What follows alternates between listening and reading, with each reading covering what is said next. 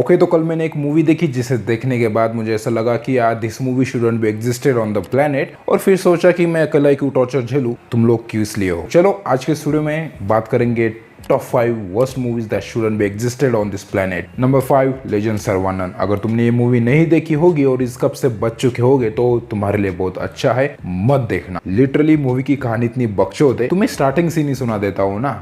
College के लड़के परेशान कर रहे होते एक लड़की को, जिसकी वजह से वो ब्लैक बोर्ड के ऊपर बूब्स बना देते हैं। ओके, अपना लेजेंड सर्वानंद क्या करेगा?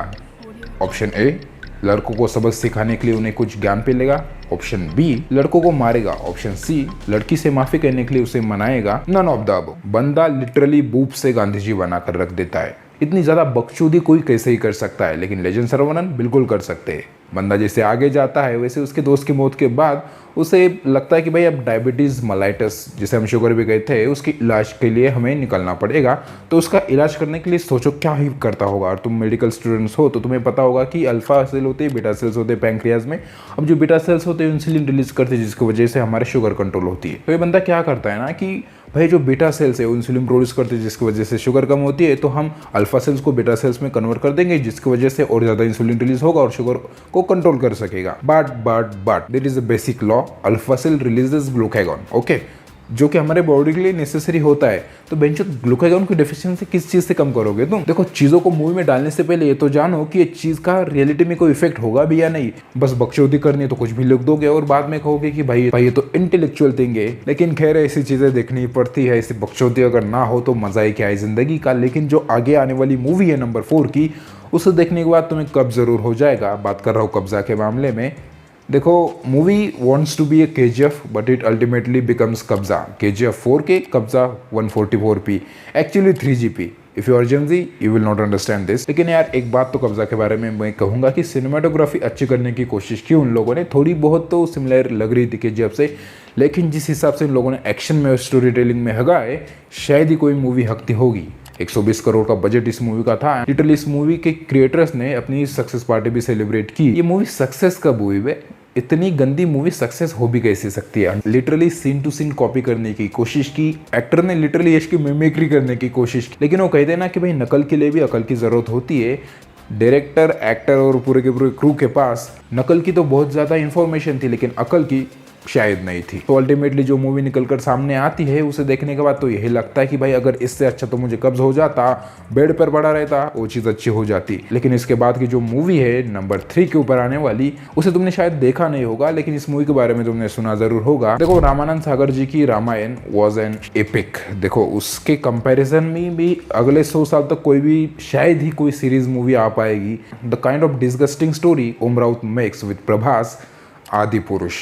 देखो, टट्टी कितनी भी पीली क्यों ना हो, वो सोना नहीं बन सकता। रामानंद सागर जी की रामायण के साथ आप कंपैरिजन भी नहीं कर सकते आदि पुरुष का। देखो, पहली बार जब मैंने इसका टीजर और ट्रेलर देखा तो मुझे लगा कि भाई VFX ही गंदा होंगे, एटलीस्ट मूवी तो डिसेंट ही निकल पड़ेगी। लेकिन जब आगे चलकर मैंने इस मूवी को देखा तो VFX सबसे अच्छी चीज लगी इस मूवी के बारे में। जो सबसे घटिया चीज लगी उसके डायलॉग्स। लिटरली हनुमान जी के डायलॉग्स कुछ इस तरीके से थे कि भाई तेल तेरे बाप का। हनुमान जी ऐसे बोलेंगे। इसके क्रिएटर्स क्या बोल रहे थे पता है?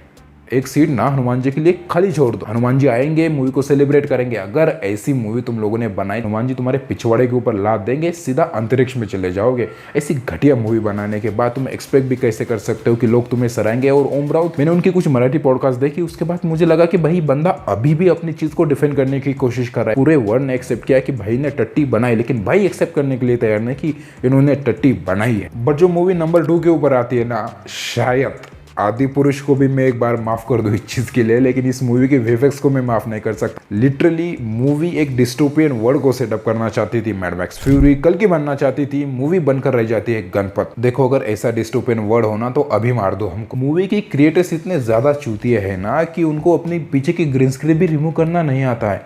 लिटरली 3 बटन दबाने पड़ते हैं दाविंसी में। भाई 3D केयर लगा लो, रिमूव कर दो बैकग्राउंड। इतना सिंपल होता है किसी भी ग्रीन स्क्रीन को रिमूव कर देना। मेरे पास ला देते, मैं भी कर देता। लेकिन खैर इस चीज को छोड़ दो, मूवी की स्टोरी के ऊपर बात करते हैं। मूवी की स्टोरी डिस्टोपियन वर्ल्ड में सेट है, जहां पर ऑफ कोर्स 2 ग्रुप बने हुए, एक अमीरों का, एक गरीबों का, जो अभी भी है, तब भी रहेंगे, हमेशा ही रहेंगे। अब जो अमीरों के ग्रुप होते हैं, वहां पर हमारा जो लोंडा होता है टाइगर श्रॉफ, वो पैदा होता है। उसके सारी तरफ हसीनों का मेला होता है, लेकिन उसके पिछोड़े के ऊपर लात देकर उसे उस पूरे के पूरे हायरार्की से निकाला दिया जाता है और उसके बाद वो पहुंच जाता है गरीबों की बस्ती में। लेकिन वहां पर पहुंचने के बाद भी उसकी बकचोदी नहीं रुकती है, लौंडियाबाजी नहीं रुकती है, लौंडियों के साथ लफड़ा चालू रहता है। जो बस्ती के लोग हैं उनकी एक मान्यता रहती है कि गणपत करके कोई तो एक मसीहा आएगा जो हमें बचाएगा। उन्हें क्या पता था ऐसा चूतिया आएगा जो हमें ही फंसाएगा। तो क्या ये अपना गणपत उन्हें बचा पाता है, नहीं बचा पाता, इस जानने के लिए इस मूवी को देखिए, मत देखिए। अगर अपनी जान पै रही हो तो इस मूवी को मत देखना, क्योंकि ये मूवी तुम्हें इतना ज़्यादा मेंटली हैरेस करके रख देगी कि तुम्हें अपने एग्जिस्टेंस के ऊपर सवाल पड़ जाएगा कि क्या ऐसी घटिया चीज़ें देखने के लिए मैं अभी तक जिंदा हूँ। आदिपुरुष ने एक बार सेट करके रख दिया था, गणपत उसे और भी नीचे ले जाती है। लेकिन तुम लोग ये सोच में पड़ गए होगे कि अगर नंबर 2 के ऊपर लॉर्ड गणपत है तो नंबर 1 के ऊपर कौन सी मूवी होगी। देखो हमारे इंडिया में ना किसी भी चीज़ की कोई भी कमी नहीं है, तो घटिया मूवीज और 30 मूवीज बनाने की भी कोई लिमिट नहीं है। हम साउथ इंडस्ट्री को, कन्नाडा इंडस्ट्री को इतना ज़्यादा सराहते हैं कि इतनी अच्छी मूवीज़ बनाते हैं, लेकिन फिर कन्नाडा इंडस्ट्री ने भी कहा कि भाई कितनी ही देर तक अच्छी मूवीज़ बनाएंगे, कुछ घटिया माल तो हम भी प्रोड्यूस ज़रूर कर सकते हैं। तो उन्होंने लाई ये वाली मूवी। लिटरली इसका पोस्टर, टीजर, ट्रेलर कुछ भी फुटेज में यूज़ नहीं कर सकता क्योंकि सीधा कॉपीराइट स्ट्राइक मार देते हैं। And I don't want my channel to be harm. पहले वाट लग चुके चैनल की और भी ज़्यादा वाट नहीं लगाना चाहता। मूवी की स्टोरी कुछ इस हिसाब की है कि ये हमारा जो हीरो है वो हीरो पाकिस्तान की जेल में चला जाता है और उसकी मेमोरी जा चुकी है। उसके बाद तुम्हें क्या लगता है कि पाकिस्तान वाली आर्मी उसे कैसे पहचानेगी कि वो इंडियन है? उसकी बोली से, उसके पहनावे से, उसके हालचाल से? बिल्कुल नहीं।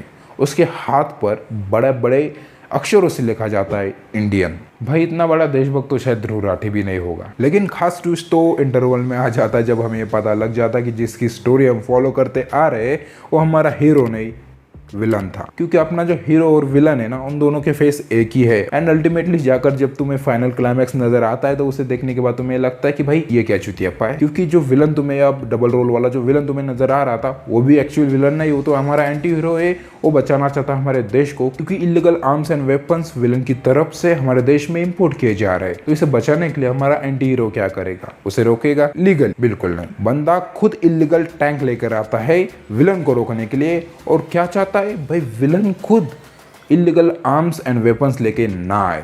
अल्टीमेटली जाकर हीरो एंटी हीरो मिलकर विलन को हरा देते एंड स्टोरी का द एंड हुआ, ऐसा मुझे लगता है। लेकिन बिल्कुल नहीं होता ऐसा। एक पोस्ट क्रेडिट सीन है, जी हाँ, पोस्ट क्रेडिट सीन है इसका। जैसी कब्ज और टट्टी मूवी का मुझे पार्ट 2 भी देखना पड़ेगा। लिटरली इस चीज का मैं बिल्कुल भी इंतजार नहीं कर रहा हूँ, लेकिन फिर भी अगर आएगी तो देखना तो पड़ेगा, because content is the king brother. अगर तुम्हें इस मूवी का नाम जानना है तो कमेंट सेक्शन में जान ही लोगे तुम अल्टीमेटली। एंड अगर तुम ये वीडियो फ्यूचर में देख रहे हो तो कमेंट्स पढ़ लेना, मूवी का नाम तुम्हें पता लग जाएगा। अगर तुमने ये वीडियो यहाँ तक देखी तो इनमें से कौन सी मूवी तुमने देखी? अगर नहीं देखी हो तो मत ही देखना, क्योंकि इन सारी मूवीज की लिस्ट इसलिए मैं बना रहा हूँ कि भाई ह्यूमन सिविलाइजेशन को बचाना जरूरी है ऐसी मूवीज से। बाकी अगर तुम्हें इस वीडियो में देखकर कुछ भी अच्छा लगा हो, पसंद आया तो लाइक एंड सब्सक्राइब कर दो चैनल को। मिलते हैं अगले वीडियो में। Until then bye.